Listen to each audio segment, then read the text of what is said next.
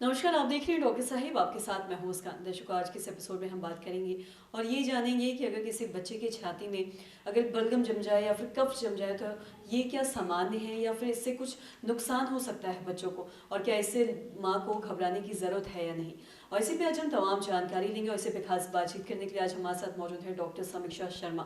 आपको बता दें कि ये बिहार की जानी मानी नवजात शिशु रोग विशेषज्ञ है। मैम नमस्कार, बहुत बहुत स्वागत है आपका। Thank you so much. Ma'am आपसे जानना चाहेंगे, अगर हम जानेंगे, अक्सर ऐसा देखा जाता है कि जब भी सर्दी आती है तो अक्सर कफ जमना, बलगम जमना छाती में बच्चों में अक्सर ऐसा जी होता है।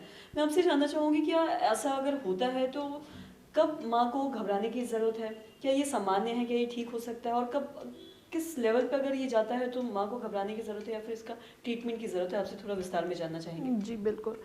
जैसा कि आपने कहा कि हमें ये जानना है कि घबराने की कब ज़रूरत है। तो अगर बच्चे को कफ़ हो रहा है, खांसी हो रहा है, तो सबसे पहले हमें देखना है कि उन्हें साथ में फ़ीवर भी आ रहा है क्या।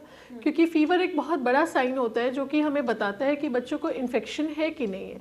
अगर कफ़ के साथ फ़ीवर भी आ रहा है और उसका फिर हमें एग्जामिनेशन करना है, माँ को देखना है। अगर छाती फेंक रहा है बच्चा, अगर सांस की रफ्तार बच्चे की बढ़ी हुई है, तो ये एक सोचने वाली बात है कि हाँ, बच्चा आपका सीरियस हो सकता है। फिर साथ में बच्चे को इन्फेक्शन होने के बहुत चांसेस है। अगर फीवर के साथ, खांसी सर्दी के साथ छाती भी फेंक रहा है और सांस की रफ्तार काफ़ी तेज़ हो गई है, तो हमें सोचना होगा बच्चे को निमोनिया हो सकता है। फिर आप तुरंत अपने पीडियाट्रिशियन, अपने डॉक्टर के पास जाएं, एक बार दिखवाएं कि हाँ, बच्चे का कैसा हेल्थ है अभी, कैसा उन्हें ऑक्सीजन लगाने की ज़रूरत है या फिर दवा देने की ज़रूरत है या एंटीबायोटिक की ज़रूरत है। और अगर थोड़ा बहुत खांसी हो रहा है, ज़्यादा बच्चा परेशान नहीं है, फीवर नहीं है, तो मोस्ट लाइकली वो वायरल है, एलर्जिक कफ़ है। आजकल एलर्जिक कफ़ भी काफ़ी होता है, तो उसमें बहुत परेशान होने की बात नहीं है। आप एंटीटेसिव आता है, खांसी का ट्रीटमेंट आता है, कफ सिरप आता है, वो सब दे दीजिए। अगर हल्का फुल्का है तो वो कंट्रोलेबल है। एलर्जिक कफ़ है, एंटी एलर्जिक दीजिए। पर हाँ, अगर साथ में फ़ीवर है या और कुछ डेंजर साइंस हैं, जैसे कि मैंने आपको बताया सांस की रफ्तार वगैरह को देखते हुए, अगर इस तरह का कुछ फीचर्स मौजूद हैं, तो तुरंत आप अपने डॉक्टर से कंसल्ट करें और उस हिसाब से मेडिकेशन शुरू कराएं। क्योंकि हो सकता है अंदर निमोनिया हो या ब्रोंकिलाइटिस हो, ब्रोंकाइटिस हो, लोअर रेस्पिरेटरी ट्रैक इन्फेक्शन हो। बहुत तरह के जो छाती के इन्फेक्शंस होते हैं, तो उसको लाइटली ना लें। जी। और जैसा कि आपने सर्दी बुखार की अगर हम बात कर रहे हैं, खांसी की जी बात कर रहे हैं, अगर बार बार किसी को खांसी हो रहा है या बार बार बलगम हो जा रहा है, तो क्या ये किसी और बीमारी का भी लक्षण हो सकता है या फिर किसी और बीमारी में ये तब्दील हो सकता है?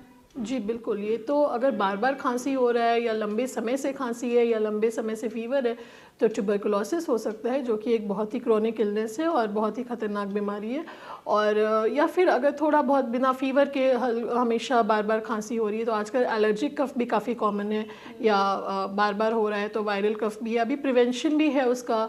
इन्फ्लुएंजा वैक्सीन हम लोग पहले 2-3 साल तक देते थे, अभी WHO का रिकमेंडेशन आया, हम लोग 8 साल तक देना शुरू कर दिए।